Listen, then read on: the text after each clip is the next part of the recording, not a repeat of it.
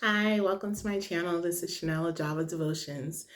And I was planning on making a different type of video today. Uh, and instead, this video is going to be a little bit different. I feel the Lord's asking me to be a little bit transparent on this particular video because it very well may be something that everyone else is going through, or maybe some people. But this is me about to be very, very real, just very down to earth. If you know me, like I guess what I would like to call real life, I'm a very blunt person. I kind of call things as I see it. And I try to be as real as possible. And so this video is kind of, I guess, me just trying to talk out dating as a Christian. Um, after marriage that didn't work out, and it is something else out there, something else. So um I'm a big believer that part of God's plan on the earth in terms of reflecting his image out there is the restoration of marriages for kingdom marriages and all that good stuff, right? Um, but putting yourself or just being in a position where you could be found or if you want to date can be a little bit tricky, right? Especially if you're trying to go at it through a Christian perspective. And I already know there's people out there and you hear the stories of, I just showed up at church one day and boom, there he was, or, and there's some people who are vehemently against online dating um, at all. And, to each their own is the way I look at it. I know God is very, very, very capable of putting people in situations together. It's just for myself, I don't mind doing online dating at all. Because the church that I attend, literally everyone there is already married. Or the men, there are no available men at all. Either you're married or you're single, right? And if you're single, most of the people are like over the age of 50. No offense to those who are over the age of 50. It's just, not kind of what I'm looking for, So I do online dating because I figured, I know the one out there is looking for me, and I seriously doubt he's going to show up at this little church somewhere out in the boondocks, whatever, right? So online dating. But this is going to be just some grown folk talk, right? Um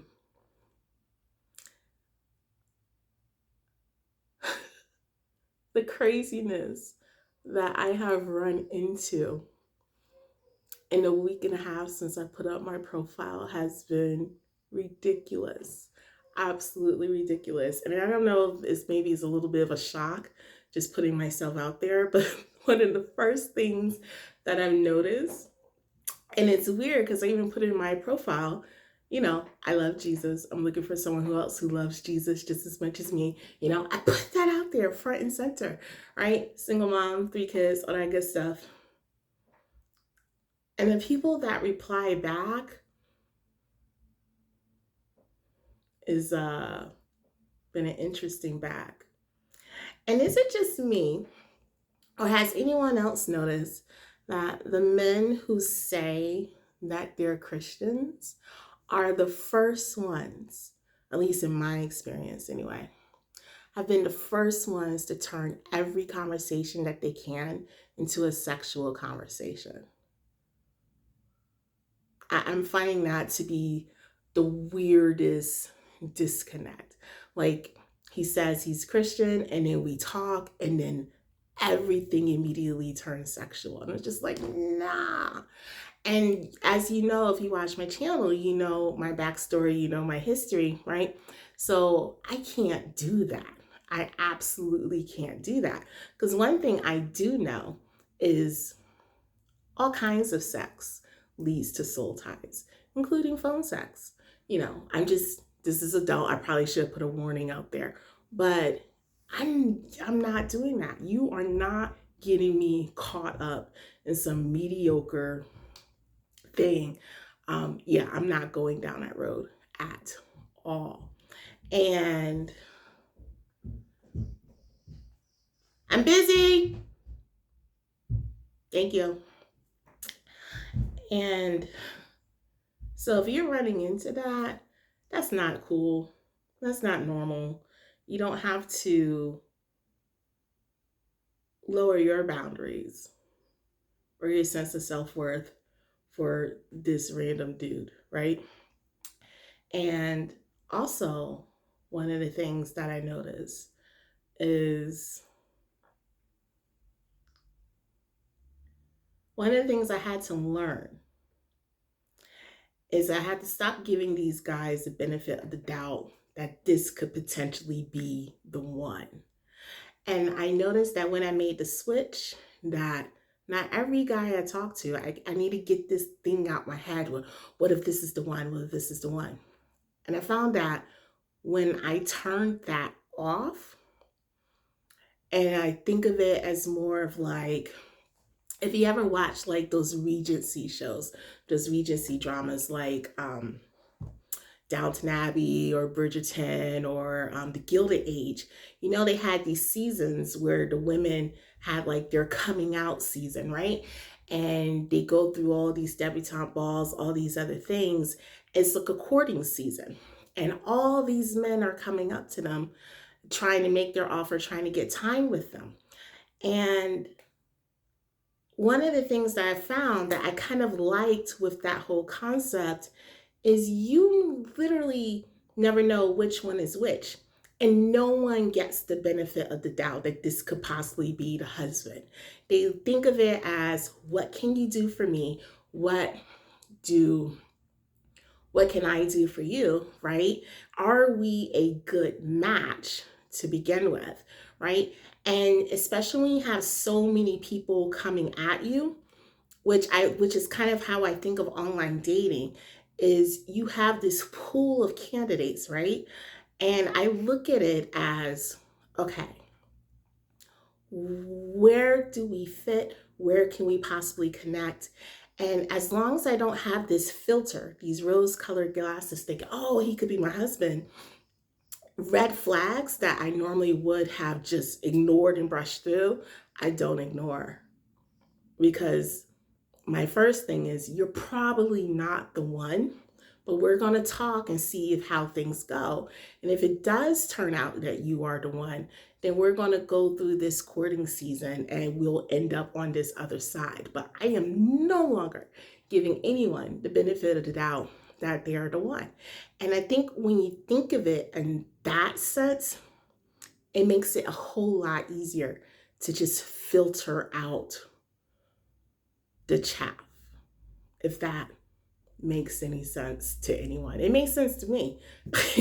So now when I have these conversations, it makes it a whole lot easier to navigate this business. Because before, I'm like, well, you could possibly be the one, so let me be just a little bit more graceful in this situation and maybe give them another shot or whatever. And not to say that people have to be perfect, but patterns of behavior I'm not going to tolerate if I don't have to tolerate it, because there's other people willing to take your place, And another thing that has especially helped with, because I have this foundation that, first of all, I don't need you, because God takes care of me. God is my husband, and anything that I need, He provides peace, safety, benefits. I'm able to come through this process from a place of strength where I'm not dating someone because he could pay my bills, or he could do this, or he could do that. I don't need to date you for money. I don't need to date you for safety or security.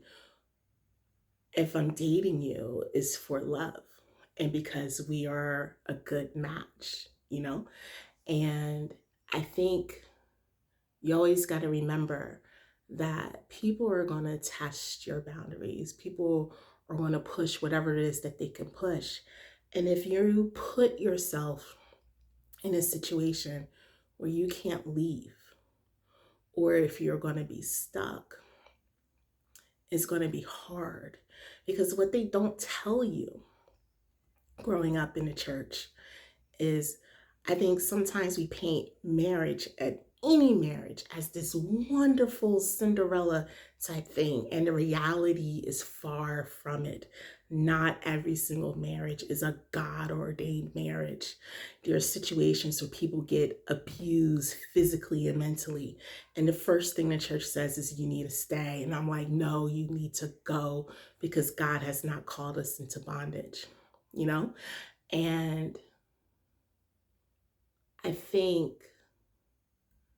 when we look at marriage, we got to be understanding that the person we're dealing with is at the end of the day a human, and you at the end of the day are human as well, right?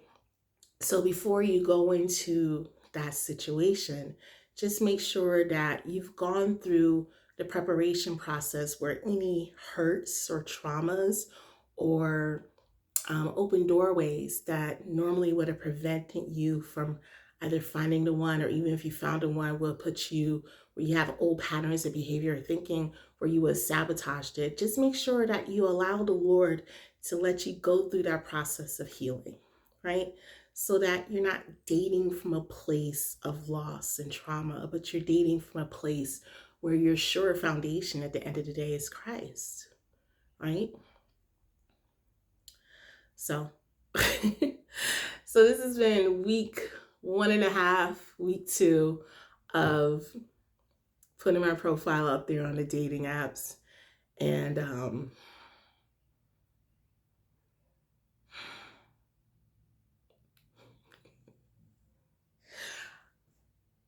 I won't say all of them have been horrible. They have not all been horrible. It's just, I value my peace, you know?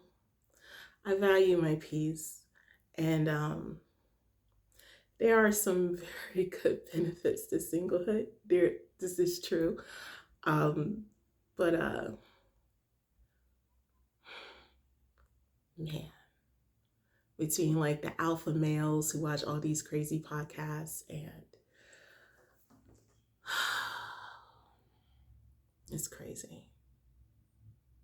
Another thing I noticed is that I think I'm developing a preference or a certain type. And for that, I know I have to be careful because Satan knows what my preferences are too, right? And it would be very easy to sneak in a counterfeit. I definitely fell for some counterfeits before. It was a horrible, horrible experience. And one of the things I noticed with the counterfeit is that he said everything that I wanted to hear. And I don't even know how he did it. It must have been demonically inspired, like whatever familiar spirit was in me was probably communicating to them and literally would tell me everything that I wanted to hear. And I was like, oh, he must be the one. Whoo. No, he was not. He was a demon. He was a whole demon, whole demon, whole demon. So that gets tricky too. That gets tricky too. And so now you learn what to look out for. Ladies, let me say this. If you're doing online dating, also, if you're doing online dating, insist on video chat. Don't meet anyone until you've done a video chat. And if he says his camera is broken or he can't talk to you, just end it. Just end it right then and there. But video chat is your friend, right? Video chat is your friend. Especially before you decide to meet up with anyone, you're under no obligation to meet up with anyone before you're ready, you know? I think it's a great idea. And this is just for me, everyone has their own way of doing things. But I think for me, just talking to someone and being comfortable enough to see if we have a good conversation, to see if the chemistry is there. I could talk to them about their faith in God, where it is that they stand, where they are in life. They could talk to me. And if the conversation is kind of clunky and awkward, why would I put myself through a date if we can't even get through a phone call or a video chat? You know, that's just the way I look at it.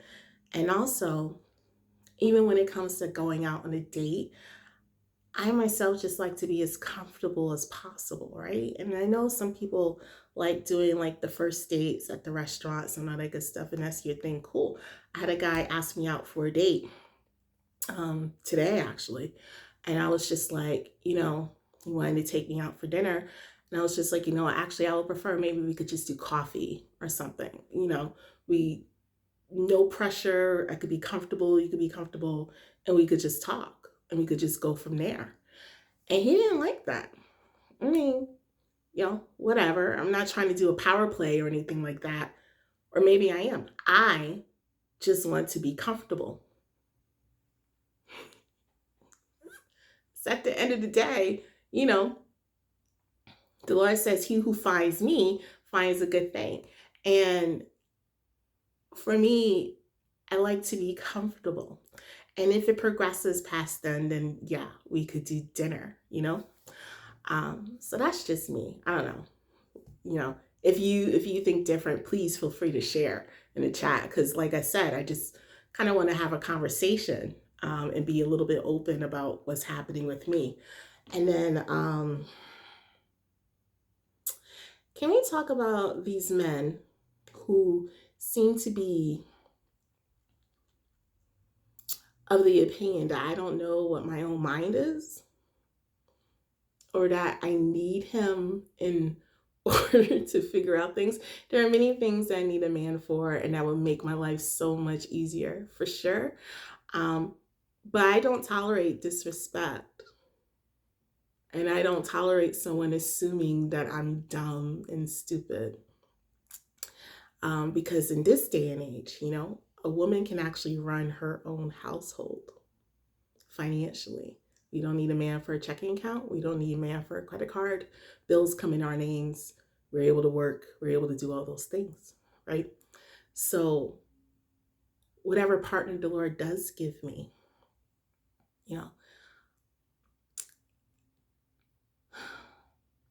he has to respect my mind. And that's the big thing for me. Anyways, I think maybe I'm just venting a little bit. I would love to hear your dating stories. If you're choosing not to date, or if you are choosing to date, or the Lord maybe brought someone your way. I love praying. I love prophecy. I love all those things, but I also like keeping things very much real and walking those things out, because, we have faith, but then we also have works, right? And the Bible's full of characters who had a remarkable faith, but they still had to walk out things in their everyday life. And I know growing up in the church, there were no conversations around that. No conversations around dating and how to navigate that. It was just keep your legs closed, and that's that. And that didn't work out for half the kids in the church. So, I think we need to have these conversations. The society we live in, we're not, most of us anyway, are not in a place where we just have this bubble. Some of us are. Most of us are not. And I think we need to have these kinds of conversations and see what it looks like. So if that's cool with you, keep showing up, I guess. All right. Be blessed. Have a good one. Bye-bye.